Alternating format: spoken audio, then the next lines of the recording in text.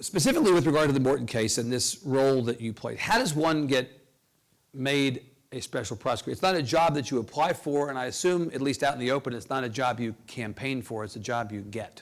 That's correct. How'd you get it? The judge, Louis Stearns from Fort Worth, that was appointed to hear the court of inquiry, called me and asked me if I would do it.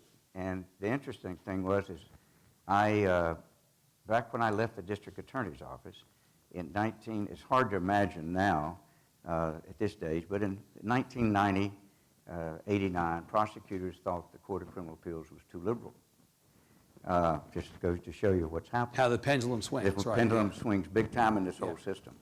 I had about a 4-month-old pack, which I was going to try to get Judge Louis Stearns and Judge David Berkelman of San Antonio elected after they'd been appointed by Governor Clemens. And to show you how things have changed, Republicans still were not winning statewide races at that time, and they lost. And so the last time I had seen or talked to Judge Stearns was 1990. This was your thank you letter. Well, he's a very good man. He's a very good judge. Right. He's a very impartial guy. And actually, the only correction I would make is that I don't decide that. This is a little bit different. The attorney pro tem, or whatever one calls it, special prosecutor, is supposed to be the legal advisor to the judge, gathering the evidence. So you're going to advise the judge on what might ought to happen based on the facts. And presenting the facts to him for him to decide. Right. So he'll have a hearing and listen to the evidence we put on and to the evidence that Judge Anderson's lawyers put on. Yeah. No jury involved, and he'll make a decision. For the benefit of the people in the audience, I suspect everybody knows what the facts of the Morton case are, at least in broad outline, but would you talk a little bit about what you are charged specifically with looking at, what the issues at play are? Yeah, I want to walk gently on it because I don't want to say anything that would indicate to anybody on either side. Be prejudicial, I understand. That I have an opinion as yet. I will tell you that everybody, of course, is horrified by the fact of a man spending 25 years in prison for a crime he didn't commit. Everybody knows now he didn't commit it. And the question is whether or not the prosecutors failed to give evidence to the defense that would have been material and helpful to them in defending him. Right. And then, if they did, whether or not that was intentional, and whether it therefore constitutes some type of crime or justifies some other type of remedy. So at issue would be in the case of the evidence that was not turned over but might have been material to the finding in the case. Yes. There was a gentleman, I believe, in a van who was spotted, I guess the term from TV dramas would be casing the joint at some point prior to this, and that was known to the prosecutor. Am I correct about that? But it was not revealed to the other side? Well, that's the kind of thing I really don't want to. You don't want to even characterize that? I will say, I will give y'all a kudo in the sense that I think Texas Tribune, through your reporter here, probably has covered it the most thoroughly and most balanced of any of the media stuff. You don't want to, but Mr. Hardin, you don't even want to talk about which pieces of evidence would fall into the bucket of this was not turned over and therefore it might be problematic. No. But so just generally speaking, you want to see whether evidence that was not made available to the other side might have had a material impact on the outcome of the case. Yes, and if it's done intentionally. You know, it represents... And it has to be done intentionally. It represents a broader issue for the whole criminal justice system, and that is, I have long felt that the criminal justice system has moved too far right and attempting to make crimes of things that are just bad events or unfortunate events where stuff happens. In this case, I'm not suggesting that that's the case at all, but I want a criminal justice system that looks as to whether or not the defendant, forget this case a minute, really intentionally engaged in wrongful conduct.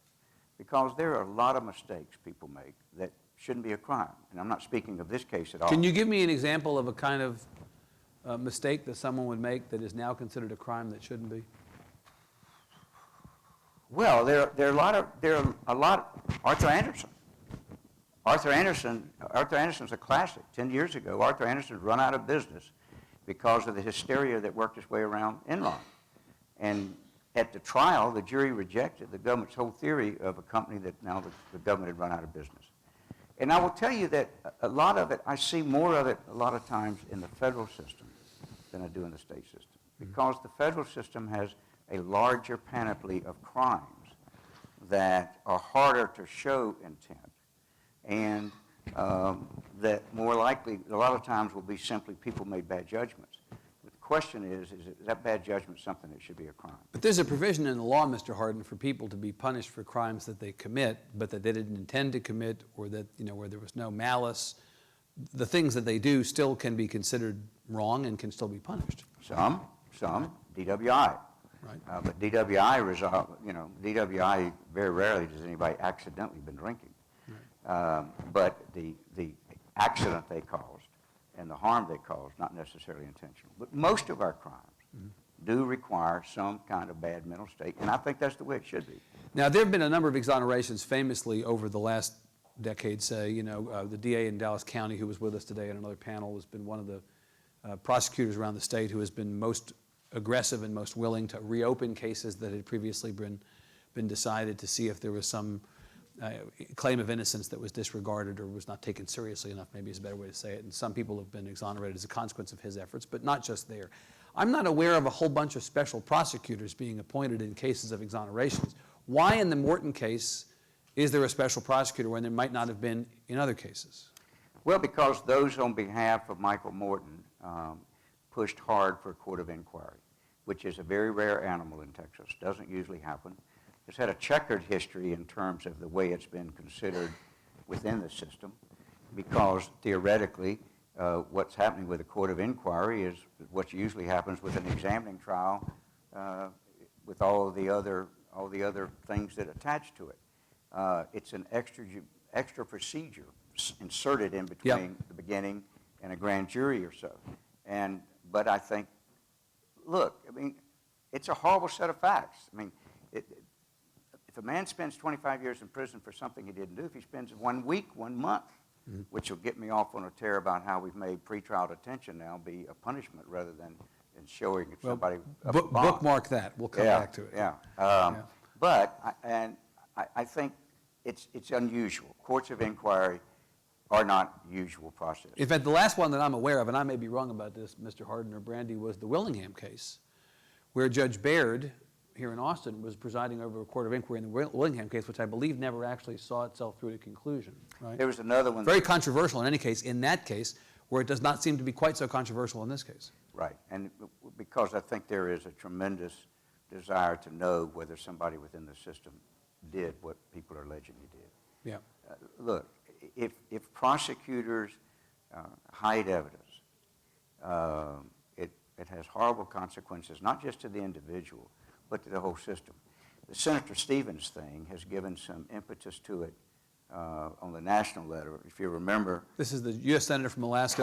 The late Ted Stevens. Right, and it was clear that the Department of Justice withheld evidence that was incredibly material in such a degree that ultimately a new trial was granted and dismissed. I think, and so that's in the Roger Clemens case. Now, this is an interesting thing that happens. I want to tell y'all how to build a Swiss village when you're only asking what time it is. But when we talk about Brady, we're always talking about, as most of you know, the U.S. Supreme Court case that says the prosecution has an ethical and legal duty to turn over anything that tends to be or could be exculpatory for the defendant. In Ted Stevens, they didn't, and he was convicted. And the Department of Justice now is very, very careful about that because people lost jobs, careers as a result of it. But in the Roger Clemens case, what they did was we found that there was a new thing which still skirts what I think prosecutors' real obligation is. And that is they turned over everything to us, no question. I've never gotten as much stuff in discovery as they did. But what they chose to do was not to pursue evidence that might tend to show he was innocent that we recommended they go to and that they look at. So, and the reason they didn't is because if they went and did it and possessed it, they'd have to turn it over. And then if they had to turn it over, because then they have Brady in their hands. And other prosecutors are starting to do that. And there are certain... Let me be sure, Mr. Hardin, excuse me, let me be sure I understand this. So prosecutors are starting to identify essentially trails that they don't want to go down for fear that having gone down them, they would be obligated legally to disclose having gone down them to you. Right. Yeah. And in fact, what some are doing, and I don't have a feel for how prevalent it is, but it wasn't unique to us. What they're simply doing is putting their head in the sand, and they're dealing with what their investigators have brought, and then they are carefully, not necessarily, and turning that over to the defense if it's exculpatory, but not going down the track that might lead them to more exculpatory evidence. And Right. it bit them in this trial big time. But in the Morton case, just so we're clear, what's at issue here is not trails they failed to go That's right. down. It's evidence they had in hand that they chose not to turn over. That's the allegation. Right. What's the time frame on a special prosecutor's work in a case like this? We're scheduled to present evidence in December. And the potential consequences to Judge Anderson, he was the DA at the time in Williamson County, he's now a judge. The potential consequences to him range from essentially nothing happening to what? What's the outer pole on this side? Well, I mean, there are several lawyers for Michael Morton have talked over the period of years of several offenses, and there'll be all kinds of issues as to whether there's a statute of limitations issue about it, because obviously you're talking about something 25 years. And so, but there are a range of offenses that have been alleged that he committed that Yep. I'd like to leave at that. Could he do jail time? Well, I mean, if he were, this judge can issue a warrant. He won't be convicted of anything. What will happen is this judge will be deciding whether there's probable cause to issue a warrant for his arrest.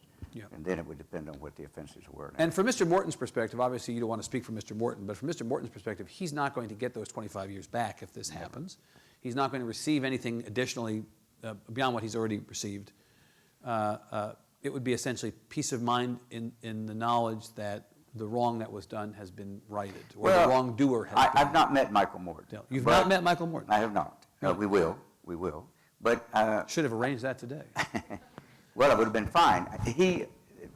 I'm understanding that he's had conversations with the prosecutors around the state about this issue, and might surprise some people that takes the position that's been relayed to me. Now, I wasn't part of the conversation, Yep. so I don't know whether it's accurate. My understanding is that Michael Morton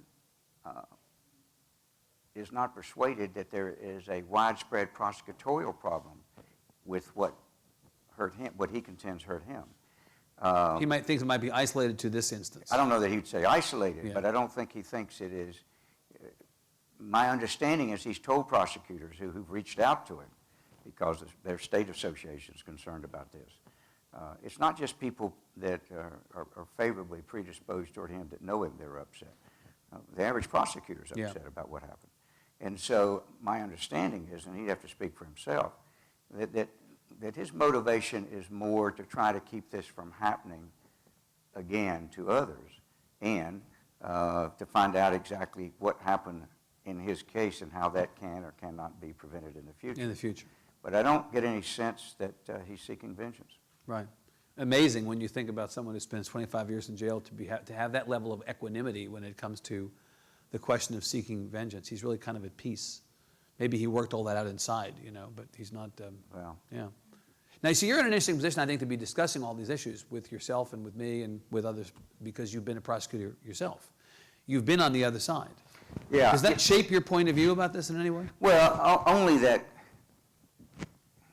I used to be in charge of training in addition to trying cases in the Harris County DA's office for about 10 years of my 15-year career. And I used to tell people, look, you have the ability to do great good, but you also have the ability and potential to do great harm.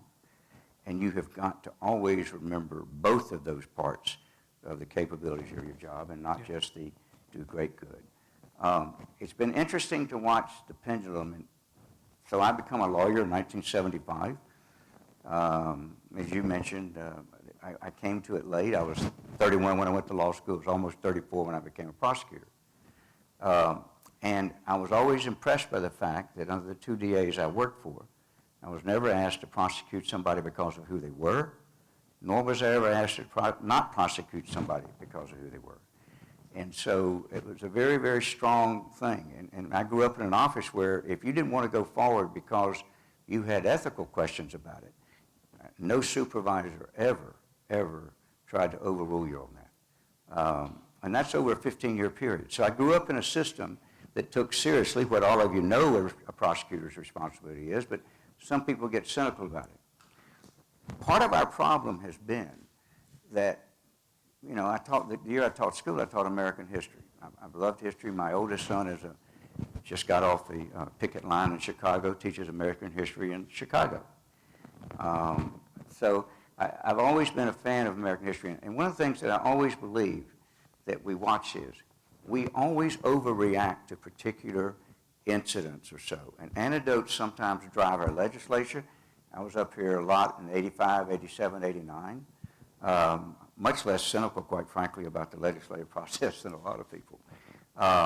But there's always this tension. If when something goes wrong, is not only to find people to blame for it, but to pass a new law or to overreact. And we've become too conservative a criminal justice system in this state. And I say that as somebody that left and supported judges I thought were more conservative than the ones that were on the bench. But we've had this in our judicial system for the last 25 years or so. We went from a very plaintiff-friendly civil court system on the appellate level, and a very, I thought, more favorable than it should be on the defendant's side and disregarding victims' rights, to swing over to where almost any conviction is good and almost any acquittal is bad, and a system that became so concerned about crime because we had that big jump in the 80s, Yep. that everything became instinctive. In Harris County, almost every judge came straight out of the district attorney's office, meaning that most of them have never represented somebody who's in trouble. And that's potentially a lack of balance. When I started out as a prosecutor, Yep. judges became judges and toward the end of their career. So the average judge when I became a young prosecutor was in his mid-50s or even 60s. And that brings a balance. Now, obviously I've got a bias in touting that, given my age now, but I really came to this opinion, I promise you, before I joined that club. And that is that we need a system that balances compassion with enforcement of the law. And we don't have that as much as we used to. And I think that's unfortunate. I wonder if I could ask you to comment on this broad question of whether prosecutorial misconduct is a real thing or whether it's been overblown. You know, I don't know if it's the state association you referred to, but Texas District and County Attorney Association put a report out a couple weeks ago. Lee Hahn, who was the prosecutor in Polk County, DA in Polk County, was here today. He is the president of that association right now. They put out a report saying basically prosecutorial misconduct doesn't really exist. I don't want to mischaracterize it, but they said basically mostly it's been overstated, that it's a big rampant problem. Well, I'd qualify it. I'd say that it does exist, but I think their position is, and what they're doing is refuting a study of the Innocence Project. Indeed. And they're dealing with those particular cases Right. that the Innocence Project Right, but I think they're extrapolating from that. They are. That the problem has been made too much of. Well, I don't think you can make too much of the problem as long as you don't overreact in what you do about it. Okay. I think it has been overdone in the sense that I don't think it is widespread. You don't think it's rampant? I don't think it's rampant. I do not. And you know, one of the things I love is going into smaller counties because smaller counties tend to be much more open with the opposing side than the big cities. In fact, I suspect if we look at wrongful convictions, we will find that I don't know this, I have no empirical knowledge, but my guess would be that wrongful convictions happen more often in the big cities than in the small towns. Because the small towns tend to be more open, informal with each other. Hey, Evan, I got a case. Here's what I got. All right, this is all I got. You tell me what you think, I tell you what we think, I make a recommendation. You don't want that? We have a trial. Okay. Nothing personal about it. They're probably going to have coffee at 10:30 that morning down at the local place and everything. And I think the impersonality or impersonal aspect of the large cities in the criminal justice system is more likely to lend to these excesses than regular. You asked some version of this or said some version of this earlier, but the idea that even one is too many, you know, you can say, well, Michael Morton spent all this time in jail. You know, it's terrible. Do we have a rampant problem with people who are innocent being in jail? Well, maybe not a rampant problem, but even one person who spends 25 years is too many. Do you look at some prosecutorial misconduct as within the acceptable margin of error? No. As the system is so large, it's not something, if you don't think it's rampant, is there a certain amount that you go, well, you got to just chalk that up to? No. No, I don't think you can ever look at it that way. I think you have to look at it on every individual basis to try to do something about it. I am generally opposed and skeptical about legislative solutions Remedies, to it. yeah. Every time we have something, back in 1989, when I was still a prosecutor, and I was chairman of the legislative committee for the State Prosecutors Association you mentioned.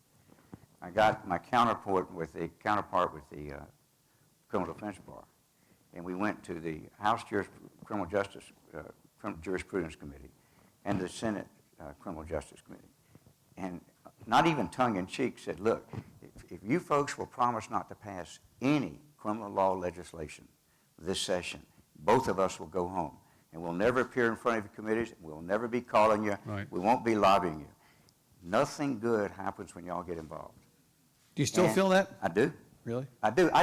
I just don't think that that laws are the solution to periodic misconduct by individuals, unless, if you're going to pass them, it won't have any other impact on it. And for instance, if you talk about a commission, I was here for the last 3/4 of the last session. That'll introduce a whole new panoply of problems. Who's on there? What biases do they bring? Right. They're not answerable to anybody. They're not elected. If you have a bad DA, you can get him out. What do you do about the appointment of, and who are those people? Are they legislators that have a particular axe to grind? We have term limits through the election process. They're called elections. They are. That's right. They are. And I don't like term limits. But let me ask you, so let me push you a little bit on this question of, well, we don't think the legislature should do anything. The fact is, DNA testing is quite controversial. It's something that was not as readily available before it was codified into law. Sure.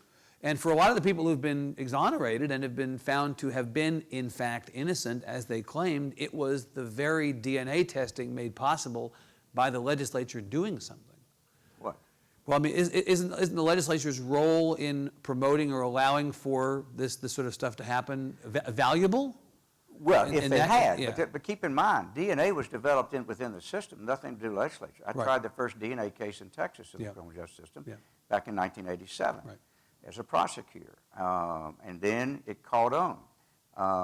And the legislature providing funding. Right. That's what I'm great. referring to, yes. That's totally But that great. is them taking action that enabled, in fact, people who were innocent to demonstrate. Yeah, and there's another thing that can be done, is when I was a prosecutor, we were too hanky about finality of convictions, in the sense that the opposition of prosecutors always was to reopening an old cases. There's got to be some finality. Victims and society have to know it's over. And that's a legitimate point. But when things started surfacing with DNA, I think some prosecutors were too resistant to reopening cases. And that is something that all this publicity and all has had a very salutary effect. Well, in fact, in the Morton case, there was There you go. concerns about not only Mr. Anderson, but Mr. Bradley, who succeeded Mr. Anderson, being resistant to giving Mr. Morton the opportunity to prove his innocence in the last... and that's like one of the sort of microcosm of the way prosecutors historically have reacted to innocent proposals. You have to remember, though, what's happening on their side of the table as to why they feel that way. I don't think they should be resistant like they are. But part of the explanation is the writs of habeas corpus from prisoners. Remember, these folks don't have anything but time on their hands. Well, everybody in jail is innocent. Right. Mr. And so they just flood the system with it. Yeah. It's a big, big problem in the federal system. Right. Federal judges trying to figure out how to handle it. Having said that, if DNA was available to be tested, prosecutors, and a lot of them have, but we've got publicity of those ones. Prosecutors, in my view, should have said, absolutely, we're going to test it. Right. Do it. Because we don't want innocent people in jail, and if DNA proves that they're innocent, then we don't want them there. But if it proves that they are innocent, then if the legislature would restrict their involvement to providing the funding, adequate vehicle for them to do it, and encourage, however. I just don't want them to be the one that is doing it. Over the years, related to the death penalty, but even in some instances not related to the death penalty, one of the things you will hear from time to time is The prosecutorial system in this state is racist.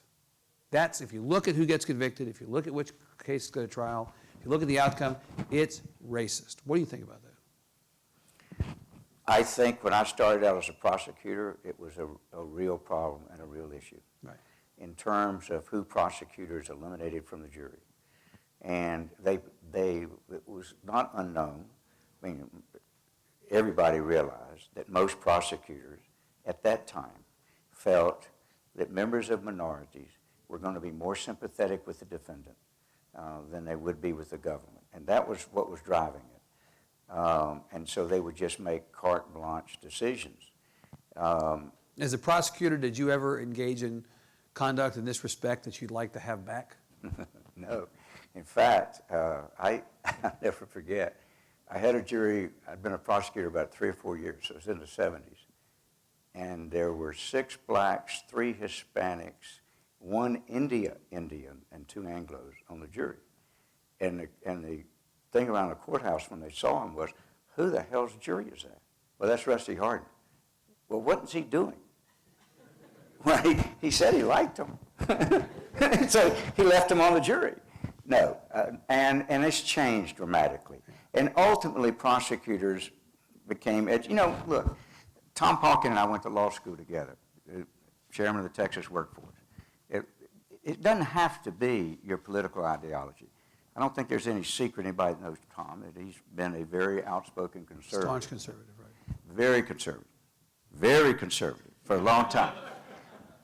But I think he thinks you're conservative. But he started out in law school taking appointed criminal cases. And I was a third-year law. He was 1 year ahead. I was a third-year law student, and I would go down and help him sometimes. And since he was licensed, he could supervise me. We handled several appointed cases of criminal cases together. I think that what happens here a lot of times with prosecutors is they're just like anybody else evolving about their attitudes. And they ultimately, I think, an overwhelming majority of them have come to realize that the majority of victims are minorities.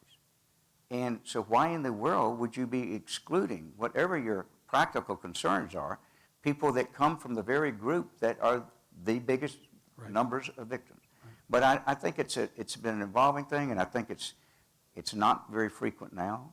But since human beings run the system, it's got to still happen sometimes. Yeah. It never should. But I think the system has largely taken care of that. Did you learn something from being a prosecutor that made you a better defense attorney? Or some things? Yeah, I think, well, first of all, I loved being a prosecutor. And I love what I'm doing now just as much. About 90% of my practice now is civil trial work. It's just that the public hears about criminal cases more than they do civil cases. But I've felt very strongly for victims when I was a prosecutor and was early on in the battered women's movement and so with prosecutors. When I ended up representing somebody charged with it, I lost a lot of those friends. But I was always very much involved in that. And I think what I learned is you've got to always understand what's coming from the victim standpoint. Because until they reach this age of more supremacy within the system than the defendant, for such a long time, victims were the minority in the criminal justice system. They weren't listened to. They had no rights. They had no right to talk in court. They had no right to present their position. Prosecutors routinely, a lot of times, would plead cases without even contacting them. And so that's been an evolution and an improvement in the system. But I've never viewed the opposing side on either one as a co-defendant. You know, I mean, it is, what prosecution allowed me to do was to know you can run that system fairly and still be successful. Mm-hmm. And on the defense side, the big advantage has been is the awareness that a lot of good people screw up. Sometimes they screw up and didn't commit a crime. Sometimes they didn't do it. And I think that the big thing that's helped me is to avoid this rush to judgment we have now. Mm-hmm. You know, if you're a public official now, or you're a public personality, or anybody with a public reputation, the allegation is almost automatically assumed to be true. Right, and it's reported by my colleagues in the press. They convict you on A1 and they acquit you on C23. They do. Say, right? Well, that's right, but even more important than that is we've reached this compulsion to require confession.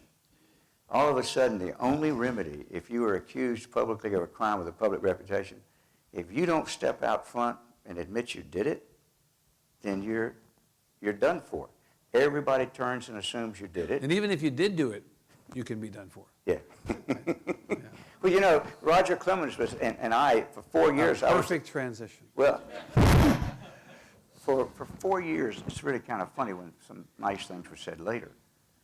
For 4 years, I was the worst lawyer in America in a lot of circles for letting, the theory was, letting Roger Clemens testify before Congress. Yeah. What nobody ever understood is Roger Clemens testified, he didn't want to. We tried to talk him out of it. We went up there and begged the staff not to have the hearing, not to call him. I took the position, I've only seen one good witness before Congress, and he was in a Marine uniform and told him to stick it where the sun didn't shine, and he had immunity. So Oliver North had the best thing. He could rant and do whatever he wanted. But Didn't work out so well for him, though, in the end. Well, yeah, but he didn't get convicted. That's true. Because he got his case reversed because he had immunity. That's right. Anyway, having said that, Congress didn't give us any choice. So Roger Clemens testified because he was not willing to take the fifth, because that was his only two choices. Yeah. If he took the fifth, he would have no legal jeopardy for the rest of his life. He was told that. Statute of limitations had run. It was only possession. They weren't prosecuting people for possession allegation. And he'd walk free. His position was, but everybody will always think I did it. Yes, they will, but you'll also be free. You won't have to pay all this money for lawyers. Right. You won't have to go through the danger of going to the penitentiary. And I'll give you one quick thing. I want everybody here to figure out what you would do if you were the lawyer under the following circumstances. And this is important to look at from the criminal justice standpoint, the system. This doesn't just affect people like Roger Clemens. It's everybody that's charged with a crime. The night before the Mitchell report, which is the one that said he did it, came out, I tell him in my office, here's what's going to happen. If you publicly walk out through either me or you and deny that you use steroids or HGH, here's what's going to happen. You are going to get an invitation from Congressman Waxman to come testify before Congress, because the Mitchell report is his baby. He worked it out with Bud Selig. They're all vested in it. And if you deny as the most prominent person in it, they're going to take that as a challenge, and they're going to have you come testify. Your lawyers will first say to you when you get a voluntary deal, look, just tell no. But that won't do you any good, because in 2005 when they had the hearings, they subpoenaed everybody, and they'll subpoena you. So then you'll get a subpoena, and you'll have two choices. You can take the fifth, or you can testify. If you take the fifth, you'll have no legal jeopardy from now on. If you testify and deny under oath that you took these things, that Congress has got a vested interest in proving you did, then you'll probably be referred to the Department of Justice for perjury. You will probably be indicted because the prosecutor won't have enough courage not to go forward on the congressional referral. And if you're convicted, the sentencing guidelines call for 22 months. So Roger Clemens knew all of that before he ever testified. Knew the risk. Knew the risk. And the interesting thing is, nobody ever looked at that as possibly evidence that he wasn't guilty. They simply said, he's arrogant, we've seen him on the field, he's just trying to game the system. And what would you tell a person facing those consequences if they didn't do it? And that was the issue. And people face it in the criminal justice system every day. If you didn't do it, what should you do? Should you fight it? Should you give in to the lesser evil? Should you spare yourself all of that? Those are the kind of decisions that are made every day in the criminal justice system. What was different about Roger is Roger had the money to fight it. The jury told me later that the reason they didn't talk to the media was because they decided back in the jury room, and every vote they took on every count was always unanimously not guilty. They didn't just find him not guilty, they didn't believe he did it. In other words, it wasn't just that the government didn't meet their burden of proof. They reached a decision that he didn't do it. But they weren't going to talk to the media because they said, you know, there were IRS agents in this thing, there were FBI agents. And if they would go after somebody like Roger Clemens with his money and his public position, Who wouldn't they go after? who wouldn't they go after? We're in the media criticizing. So they had very, very strong feelings about the role of government in it. Yeah. But they didn't want to say it publicly. So are we, Rusty, to take away from the Clemens case that he was innocent or that the government didn't meet its burden? That he was innocent. And of course, You believed him to be innocent. always, Yeah. always. The interesting thing, the advantage a defense lawyer has over a prosecutor is the defense lawyer is able to talk and visit and be with the defendant. The prosecutor never gets a chance to talk to the person. They never get a chance to really see how they react under cross. We probably woodshedded Roger Clemens 50 hours saying, look, if you did it, just tell us. It's no problem. We're not going to be judgmental about it. We'll know what to do and what to do differently. And Roger Clemens never, ever varied. And so we believed him. And more importantly, I think at the end of the trial, the jury believed, because though he didn't testify at trial, he had testified in those hearings. People knew. Do you ever take a client who is guilty? Absolutely. Yeah. You want to tell us which ones? You know what? I've never had one found not guilty that I believe was guilty. Really? I took a lot of kidding when I went into private practice originally, because I've been such a vocal prosecutor and true believer in it that people were kiddingly saying, well, he says he only represents the innocent. I've never said that. A lawyer that represented only the innocent has a very small practice. Yeah.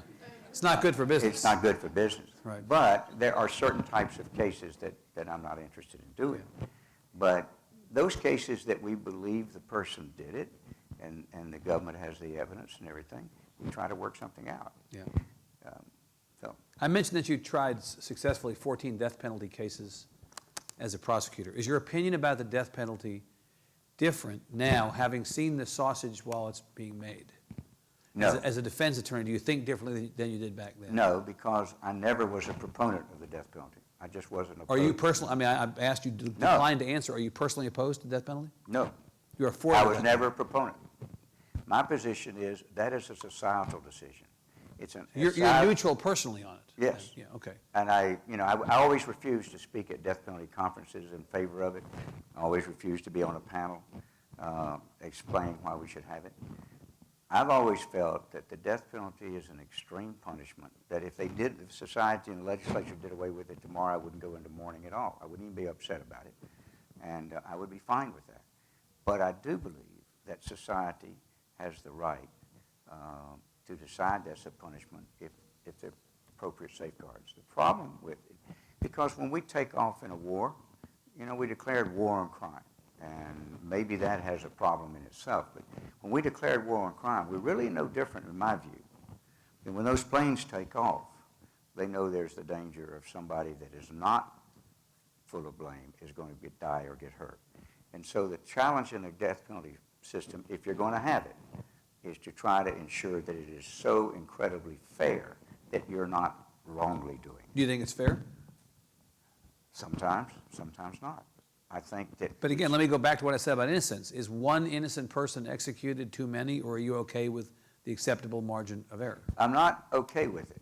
I'm not sure that the choices you give me are the only choices. So what would be a choice I didn't give you? That it's never acceptable for an innocent person to be convicted, certainly not receive the death penalty. But that doesn't mean that should throw out the whole system. I think, for instance, I think our sentences are too long, period. I don't believe in life without parole. I believe that...